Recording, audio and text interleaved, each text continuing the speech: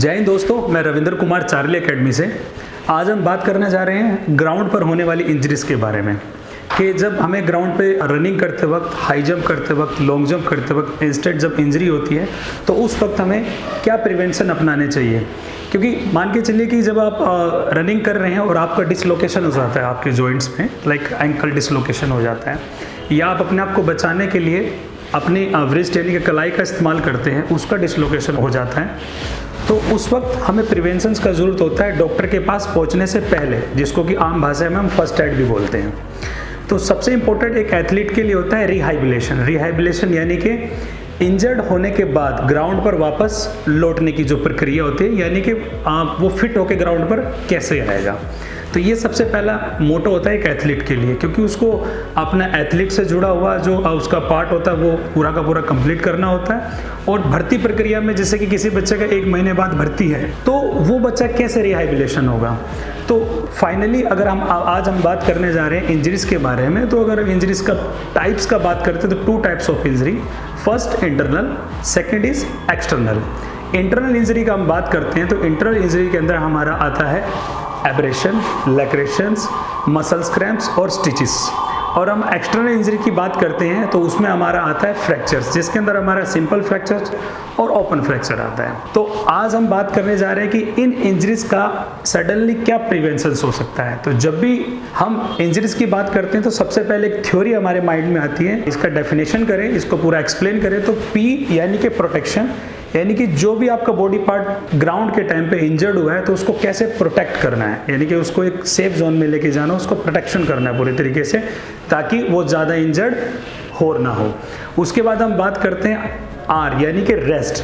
चोट लगे भाग को आपको पूरा का पूरा रेस्ट देना है, क्योंकि अगर आप इंजर्ड पार्ट से ही दोबारा फिर ट्रेनिंग स्टार्ट करेंगे तो वो इंजरी आपकी लाइफ टाइम के लिए भी हो सकती है। अगला पॉइंट है हमारा आई यानी कि आइस। आइस, जब भी हमें इंजरी होती है तो हमें सडनली आइस का यूज़ करना चाहिए। और एक बात का आप लोगों को बिल्कुल ध्यान रखना है कि बच्चे क्या करते हैं इंजरी होते ही जो कि गर्म चीज़ों का इस्तेमाल ज़्यादा करते हैं, जैसे कि गर्म पानी से सिकाई करना शुरू कर देते हैं। तो कम से कम 48 to 72 आवर्स के अंदर अंदर आपको सिर्फ आइसिंग का इस्तेमाल करना है। आइसिंग की एक प्रक्रिया है कि 4 मिनट तक जिस बॉडी पार्ट पे इंजर्ड हुआ है आपका, 4 मिनट तक उसको गोल गोल एक ही पोजीशन पे उसको घुमाना है और उसके 2 मिनट बाद तक उसको हटा के रख लेना है। किसी एथलीट को आइसिंग से एलर्जी भी होती है, उसके लिए हमें क्या करना है कि कपड़े के अंदर आइस को पैक करना है और उसके बाद उससे आइसिंग करनी है उस बॉडी पार्ट की। तो अभी तक हमने बात की है पी यानी कि प्रोटेक्शन, यानी कि आर रेस्ट, आई आइस। अगला पॉइंट है हमारा सी यानी कि कंप्रेशंस। कभी कभी क्या होता है कि भागते भागते हमारा जो हाथ है उस पर कुछ नुकीली चीज़ लग जाती है जिससे कि ब्लड निकलने लग जाता है, यानी कि सी यानी कि कॉम्प्रेशंस। हम उसको उसे ब्लड को रोकने के लिए क्या करते हैं, उसी वक्त उसको दबाते हैं ताकि उससे ज़्यादा का ज़्यादा ब्लड ना बहे। तो इसके लिए अगर आपके पास उस वक्त अवेलेबल हो तो हम टॉर्निक बैंडेज का इस्तेमाल कर सकते हैं, जिससे कि ब्लड रुक जाता है। और बैंडेज का इस्तेमाल करते वक्त आपको एक चीज़ का ध्यान रखना है कि ज़्यादा टाइट ना हो, नहीं तो वहाँ से वो नीला पड़ना स्टार्ट हो जाएगा। अगला पॉइंट है हमारा ई यानी कि एलिवेशंस। जिस बॉडी पार्ट में आपकी इंजरी हुई है उस बॉडी पार्ट को आपको हार्ट से हल्का सा ऊपर रखना है ताकि आपके बॉडी के अंदर ब्लड प्रेशर का जो फ्लो है वो नॉर्मल तौर पर बना रहे। प्राइस के अंदर हम एक वर्ड और ऐड करते हैं एस यानी कि सपोर्ट। सपोर्ट, मान के चलिए कि भागते भागते आपके पैर में इंजरी हो गई है, आपको एक ओपन फ्रैक्चर हो गया है। ओपन फ्रैक्चर जैसे मैं फ्रैक्चर में आपको बता चुका हूँ, सिंपल फ्रैक्चर है, ओपन फ्रैक्चर है, क्लॉट फ्रैक्चर है, कॉम्प्लिकेटेड फ्रैक्चर भी होता है। तो सिंपल फ्रैक्चर में क्या होता है कि आपका जो इंजरी जब होता है तो हड्डी टूटती है लेकिन स्किन से बाहर नहीं आती है।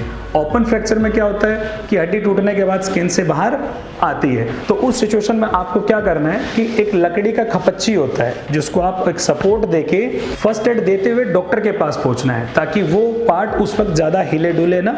उससे क्या होगा कि मूवमेंट अगर नहीं होगी तो जो एथलीट है, जो हमारा प्लेयर है, उसको कभी भी उसमें सिचुएशन में पेन नहीं होगा। अब हम कुछ नोट की बात कर लेते हैं कि आपको ट्रेनिंग से पहले क्या क्या करना चाहिए। सबसे पहले आपको बॉडी को अच्छे तरीके से वार्म अप करना है और ट्रेनिंग के बाद आपको अच्छे तरीके से कूलिंग डाउन करना है। ये तो एक मस्ट प्रक्रिया है। ये तो आप लोगों को एक कोच की क्वालिटी पे डिपेंड करता है कि आपको ये चीज़ें आनी ही चाहिए। सेकंड हम बात करते हैं इक्विपमेंट्स के बारे में।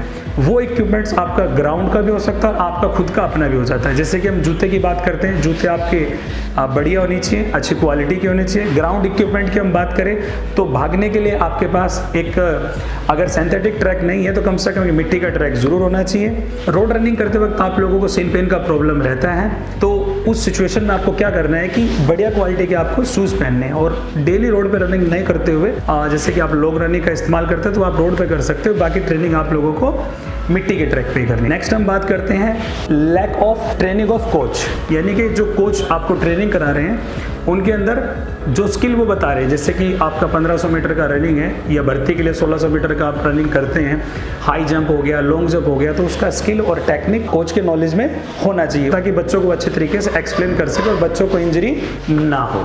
इंजरी के रिगार्डिंग अगर आपका कोई भी क्वेश्चन है तो कमेंट बॉक्स में आप अपना मैसेज छोड़ सकते हैं ताकि चार्ली एकेडमी उस टॉपिक पर आपको वीडियो प्रोवाइड करवा सके। जय हिंद दोस्तों।